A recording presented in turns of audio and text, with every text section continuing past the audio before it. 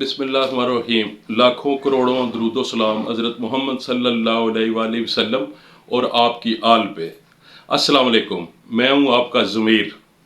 ناظرین، جیسے میں اپنے پچھلے ویلاگز میں آپ کو بتا چکا ہوں کہ ایران کے بادشاہ کو کسریٰ کہا جاتا تھا اور روم کے بادشاہ کو قیصر کہا جاتا تھا۔ پوری دنیا میں یہی دو سپر پاوریں تھیں۔ مغربی ممالک قیصر کے زیر سایہ تھے اور مشرقی ممالک کسریٰ کے زیر سایہ تھے۔ تو آج میں آپ کو بتاؤں گا کہ خسرو پرویز نے جو شکست دی تھی روم کو، اس کا چند سالوں کے بعد قیصر نے بدلہ لیا اور اپنے سارے علاقے اس سے واپس لے لیے۔ تو ناظرین، جب قیصر نے ایران کو شکست فاش سے دوچار کیا اور اپنے تمام علاقے جو اس نے اس سے چھین لیے تھے اس سے واپس لیے، تو پوری دنیا میں ہرقل کی شجاعت اور اول العزمی کا سکہ بیٹھ گیا اور اس کی عوام بھی اس پہ جان نچھاور کرنے لگی۔ یہ ہرقل کی زندگی کے وہ ایام ہیں جس میں اس نے بڑی بڑی کامیابیاں حاصل کی اور ہر سو اس کی ستوت کا ڈنکا بج رہا تھا۔ ابن ناطور کہتا ہے کہ ہرقل نے جب ایران کو شکست فاش سے دوچار کیا تو وہ اپنی مقدس صلیب ایلیا لوٹانا چاہتا تھا جو اس سے ایرانی چھین کر لے گئے تھے، اور اس نے بزور طاقت ان سے وہ واپس لیا۔ تو ناظرین، ایک دن صبح وہ خواب سے نیند سے بیدار ہوا ہے اور سخت اس کے چہرے پہ مایوسی چھلک رہی تھی۔ ناظرین، یہاں آپ کو ایک بات اور بتاؤں کہ ربیہ بن نذر یمن کا بادشاہ، اس نے رات کو خواب دیکھا تھا، وہ ڈرا ہوا تھا۔ کسریٰ نے خواب دیکھا تھا، وہ ڈرا ہوا تھا۔ لیکن ہرقل کا معاملہ ان سے مختلف ہے۔ یہ اہل کتاب تھا۔ اس نے رات کو اپنی جاگتی آنکھوں سے دیکھا کہ وہ ستارہ طلوع ہو گیا ہے، اور اس بات کی وہ گواہی دے رہا ہے کہ اس قوم کا بادشاہ ظاہر ہو گیا ہے جس کا ختنہ کرانا شعار ہے۔ تو جب پادری نے ہرقل کو کہا کہ آج آپ کے چہرے پہ پریشانی ہے، تو اس نے جب یہ بات اپنے پادری کو بتائی کہ میں نے آج رات کو وہ ستارہ دیکھ لیا ہے، تو ناظرین، اسی دوران ملک غسان کے بادشاہ کا قاصد ہرقل کے پاس آیا حضور پاک سرور کائنات صلی اللہ علیہ وسلم کا خط مبارک لے کے۔ تو ہرقل نے کہا کہ فوری طور پہ چیک کریں جو قاصد آیا کیا وہ ختنہ شدہ ہے۔ تو ناظرین، جب چیک کیا گیا تو وہ مختون تھا۔ ہرقل نے کہا بے شک اس قوم کا بادشاہ ظاہر ہو گیا۔ ہرقل بھی بہت بڑا عالم بھی تھا، بادشاہ بھی تھا۔ اس نے روم کے سب سے بڑے اپنے عالم کو ساری یہ نشانیاں بتا کے لکھا کہ اپنی رائے دو کہ تمہارا علم اس کے متعلق کیا کہتا ہے۔ تو ناظرین، اس کے عالم نے اسے لکھا کہ وہ اللہ کے سچے نبی اور رسول ہیں۔ اتفاق سے انہی دنوں روم میں مکہ کا ایک تجارتی وفد گیا ہوا تھا۔ ہرقل نے پوچھا اگر کوئی ہمارے علاقے میں مکہ کا تجارتی وفد آیا ہوا ہے اس سے میری ملاقات کرواؤ۔ تو ابو سفیان اور اس کے چند رفقا کو جب پیش کیا گیا ہرقل کے سامنے، ہرقل نے پہلا سوال کیا کہ آپ میں سے حضور پاک سرور کائنات صلی اللہ علیہ وآلہ وسلم کا قریبی رشتہ دار کون ہے؟ تو ناظرین، ابو سفیان نے کہا کہ میں ان کا قریبی رشتہ دار ہوں۔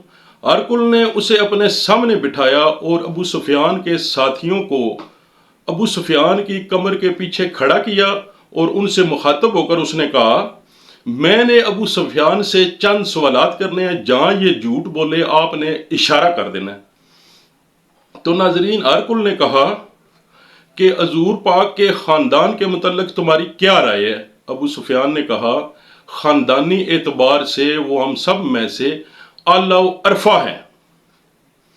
ہرقل نے کہا ان کے آباء و اجداد میں سے کسی نے اس سے پہلے نبوت کا دعویٰ کیا؟ ابو سفیان نہیں۔ ہرقل نے پوچھا کیا حضور پاک کے آباء و اجداد میں سے کوئی بادشاہ گزرا؟ ابو سفیان نہیں۔ اس نے پوچھا جو حضور پاک کی پیروی اختیار کر رہے ہیں وہ امیر ہے یا غریب؟ अबू सुफियान ने कहा गरीब। अरकुल ने पूछा क्या वो बढ़ रहे हैं या कम हो रहे हैं? अबू सुफियान ने कहा वो बढ़ रहे हैं। तो नाजरीन, अरकुल ने पूछा क्या उनके दीन से कोई नाराज होकर मुर्तद भी हुआ है? अबू सुफियान ने कहा नहीं। तो नाजरीन मतलब अरकुल ने पूछा क्या आपकी कभी उनसे जंग भी हुई है और उसका क्या नतीजा रहा? अबू सुफियान ने कहा कभी हम जीते कभी वो। तो नाजरीन, अरकुल ने पूछा क्या हजूर पाक ने कभी जिंदगी में झूठ बोला? अबू सुफियान नहीं। अरकुल ने पूछा क्या हजूर पाक सरवरे कायनात सल्लल्लाहु अलैहि वसल्लम ने जिंदगी में कभी धोखा दिया? तो नाजरीन, यहाँ अबू सुफियान ने बड़े पेचोताब खाए, लेकिन वो जुर्रत नहीं कर सका झूठ बोलने की। उसने कहा कि उन्होंने कभी धोखा नहीं दिया, हाल ही में हमारा उनके साथ एक मुआहिदा हुआ है, देखते हैं इसकी वो कहां तक पासदारी करते हैं।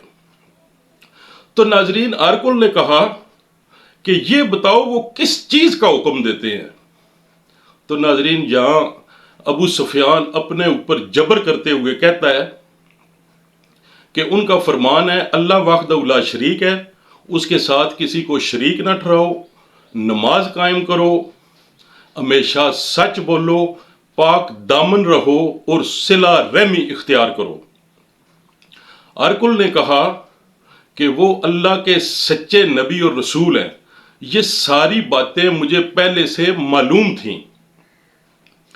अरकुल ने कहा अगर मैं जानता कि मैं उनके लिए मुखलस हो सकता हूं तो मैं सफर की ज़हमतें बर्दाश्त करता, और मेरा अल्लाह अगर मुझे ये शर्फ बख्शता कि मैं आपकी खिदमत में पेश हो सकूं तो मैं आपके पांव धोकर पीता। तो नाजरीन, जब अबू सुफियान वगैरह को अरकुल ने अपने दरबार से फारिग किया है तो उसने अपने तमाम वज़रा और उलमा को अपने दरबार में बुलाया और अंदर से ताले लगवा दिए। उसने कहा ए ग्रोह रूम, अगर तुम अल्लाह की खुशनुदी चाहते हो, दोनों जहां में फलाह चाहते हो और तुम चाहते हो कि तुम्हारा मुल्क हमेशा कायम व दायम रहे, तो फिर हजूर पाक सरवरे कायनात सल्लल्लाहु अलैहि वसल्लम की पैरवी इख्तियार करो। तो नाजरीन, वो सभी लोग जंगली गधों की तरह दो लतियां झाड़ते हुए दरवाजों की तरफ भागे। जब वो दरवाजों के करीब गए तो वो ताले लगे हुए थे। उसने उन्हें वापस बुलाया और कहा कि मैंने आपका ईमान परखने के लिए ये बातें की हैं, आप वापस आ जाएं, आपकी तरह मैं भी अपने दीन पे पुख्तगी से खड़ा हूं। नाजरीन, अरकुल को अपना ताजो तख्त, अपना जाओ जलाल जाता हुआ नजर आ रहा था और उसने अपनी बादशाही के लालच में हजूर पाक सरवरे कायनात सल्लल्लाहु अलैहि वसल्लम की पैरवी इख्तियार नहीं की, लेकिन उसने एक काम किया। जो आपका ख़त मुबारक गया था, उसने सोने का संदूक बनवा के उसमें बेहतरीन खुशबुएं लगवा कर उसमें रखा और रोज़ आपके ख़त मुबारक का वो दीदार करता था। जितना अरसा अरकुल की नस्ल के पास आप सल्लल्लाहु अलैहि वसल्लम का ख़त मुबारक रहा है, हमेशा रूम की बादशाही उन्हीं के पास रही है। तो आज का मेरा ये व्लॉग यहाँ पे ख़त्म होता है। इंशाअल्लाह आइंदा फिर आपसे मुलाकात होगी। अल्लाह आपका और मेरा आमियों नासिर हो। खुदा हाफिज़।